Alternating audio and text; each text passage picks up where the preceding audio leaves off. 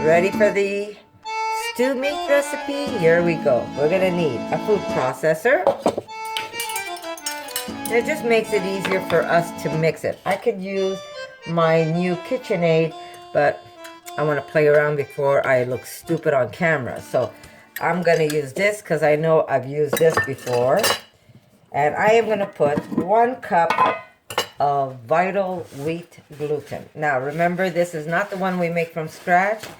If we make it from scratch, we'd be using flour and then we'd have to wash it and all of that. So this is just a very simple, fast way to make it, and that is by using the vital wheat gluten that's already, they did the job for us and they removed all the starch from the wheat. So we're gonna need a whole cup.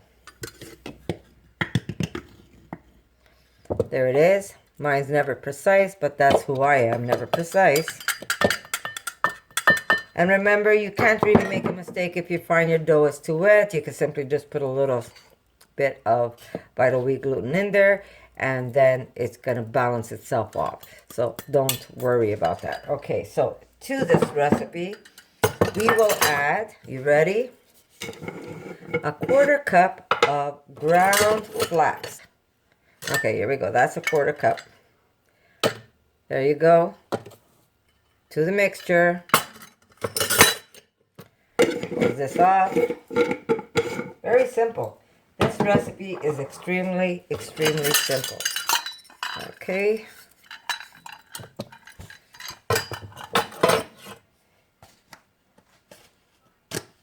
My beautiful mushroom powder.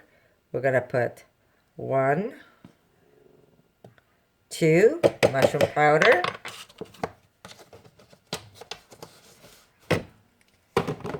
We're going to put some agar to this. And I'm going to put 1.5 teaspoons of agar. That's my half. And this is my 1 teaspoon. So there we go. 1.5 teaspoons of agar. Agar. Okay, to this we're going to put my I can't even talk today. Tongue twisters.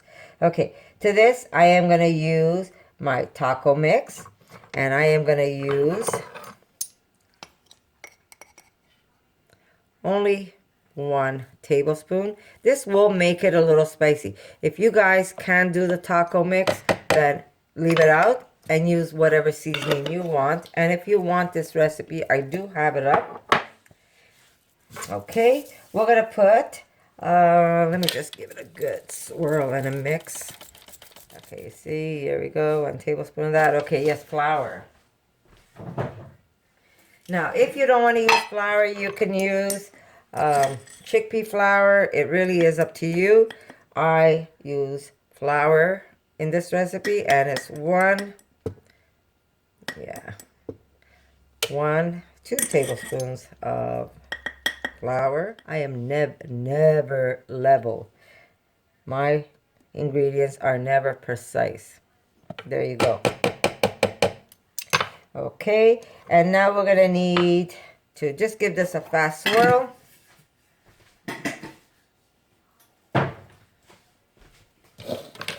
And we're going to add some wet ingredients to this. So this is how easy this recipe is. Very simple, nothing out of the ordinary. Now I am adding some oil, guys. If you don't want the oil, then I say leave the oil out. Now someone said to me they didn't have any mushroom powder. Now if you don't have the mushroom powder, what you could do is get some fresh mushroom and make a very condensed broth. But you don't need a lot of it because this only holds 1 cup of water. So you want to be able to maybe take a cup and a half of water, 2 cups of water, make a very strong mushroom broth, and then what you could do is use that a cup of that into the mixture. So here we go. We're going to use 1, 2, or if you don't want to use oil, don't use it. 3, there we go. And we're going to add that 1 cup water.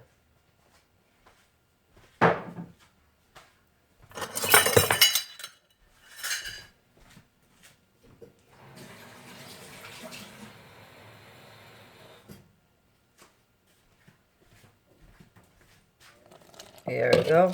Now remember, guys, if you find that it's too wet, just add a little extra flour.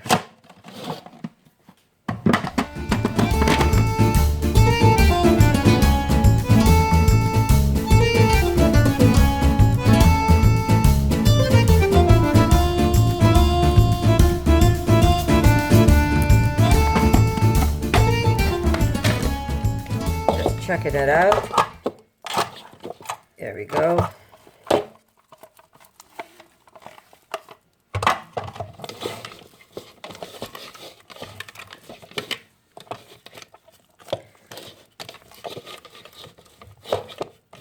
Just gonna bounce this up a little more. Look at the elasticity on this. Beautiful. I could use maybe just a little extra flour to this. Not a lot.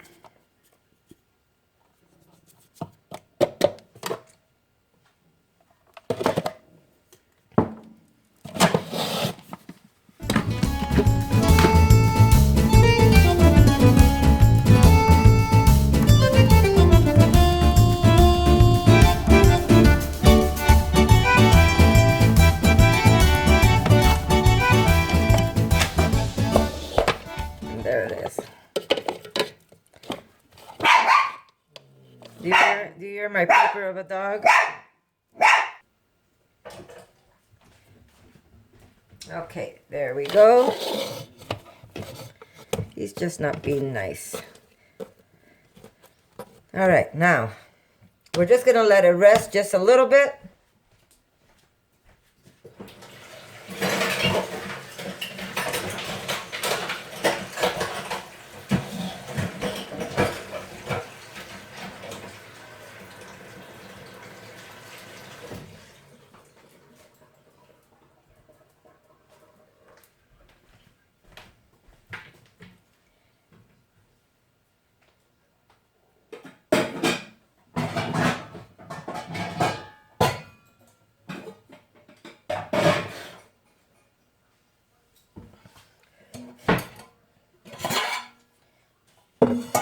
Okay, while this is resting, I'm just going to grease my counter. Here we go. We're going to add some water to this, but we don't need to add a lot of water. You really don't need that much. I'm going to say, yeah, I'll tell you how much I'm going to use. Okay, so here we go. I put 6 cups of water, and as you can tell, it's way at the bottom here. You really don't need that much. I'd say 5-6 cups of water. And to this, I am going to put just a little bit of olive oil. Now remember, guys, you don't want to do the olive oil, don't do the olive oil. There we go. That's even too much water, but oh well. We'll use that for soup. Okay, so to this, I did add some of my taco mix, but it's really up to you what you want to use. I'm using taco mix, and I'm going to use less this time. Okay, so there we go. We're going to put that. We're going to put some garlic, and I don't remove the skins. I leave it with the skins because I do pass it after. If I need to make a soup or something, I just strain it, and everything that's in there is out. Okay, so I've got about 4 cloves of garlic.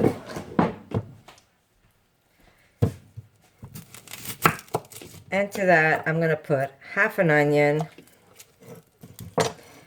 Remember, the broth is really up to you. We're going to put some salt.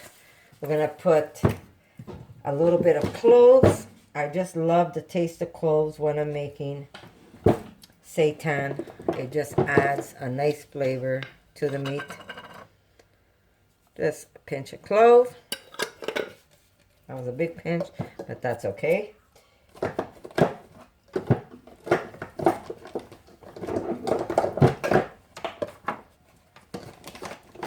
And it's that simple. That's all that's going into the broth. Now I'm going to put this on high, and I am going to bring it to a boil, and then I'm going to put it down to a simmer, and I'm going to cook my meat for 1 hour. I just want to grease my counter, so There, it doesn't stick. So there's my dough ball. Okay, so I'm just gonna put this on the stove. Cover it so it comes to a boil. And I just want to show you. Look how dense that is. Do you see it? That's what you want. So now we can start preparing our nuggets.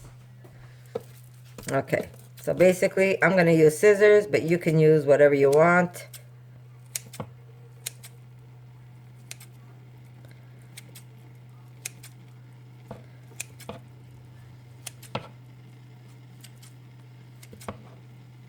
And you could always make ahead of time. You can make this meat ahead of time. That's the best part, is if you're making a big batch. Say, oh my God, I really love this meat. And you know what? It's such a pain in the butt to have to always make it, which isn't really, because it doesn't take that long.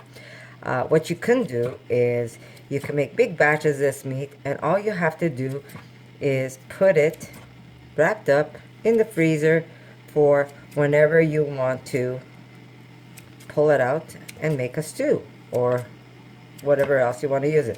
You could also use this as pieces of meat in a spaghetti sauce. So it really is up to you.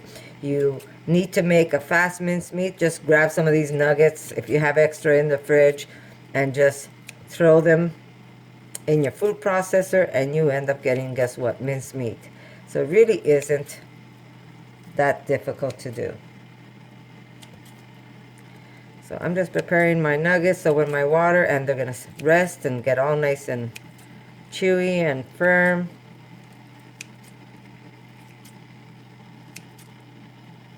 My counter is clean, guys. You're probably wondering, why are you doing that on your counter? Well, that's how I work at in my house anyhow.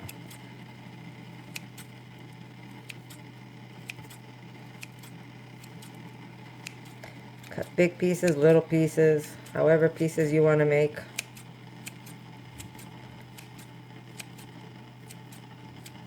There we go. Now I wish I could taste it. My daughter tasted it and she says she loves it. I can't taste it because I'm just drinking water. Okay, so we're going to let this water come to a boil, and then we're going to throw it in. I'll see you in a bit.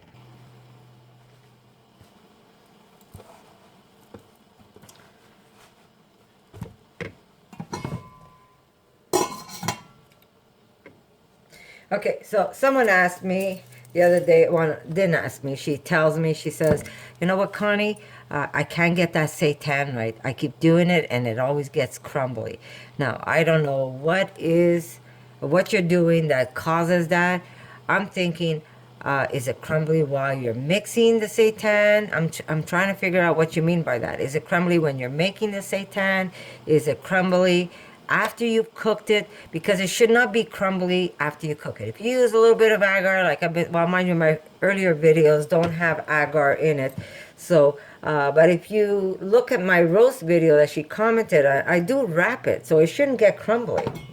So I'm not sure how that's happening to her, but I would love, you know what, I was thinking maybe I'll do a live video on how I prepare this meat. So here we go. My water is ready. I'm just going to dump them in. If you see some just stuck together, that's okay. Just break them apart and just drop them into the water. It just makes this look more real. Now, I'm also getting heck for that because I get people saying, if you're vegan, why are you making things that look like meat? Well, I don't do it for me. I do it for people that are trying to transition and people that don't mind eating seitan. It's not meat, it's seitan. Does it look like meat? It's the texture is the same, so it might end up looking like it because of the texture. But it's not that we want to eat meat or pretend we're eating meat. It's just some people like that texture under their teeth. And because of the agar and because of the flax, once this goes, let me see if I could push this up. I have anything here? Yeah. And because of the agar and because of the flax, this meat's not going to stick to each other in the water. And remember, don't throw away that water. That water is going to be awesome in another dish.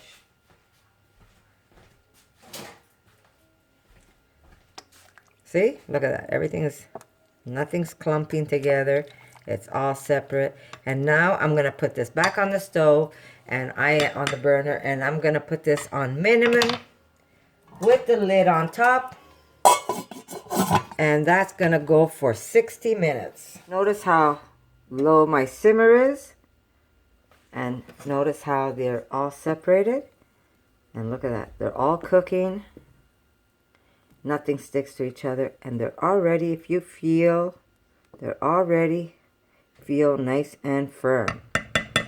See guys, very simple to make.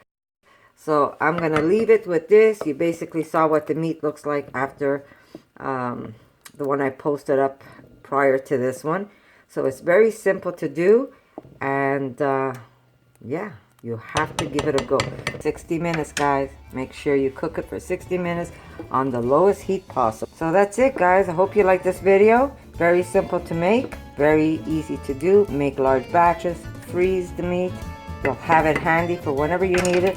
So I'll see you in my next video. My next video is going to be my stew video, guys. So I'll see you soon. For more videos like this, make sure to subscribe to Connie's RAWsome Kitchen. Give it a thumbs up and share it with your friends.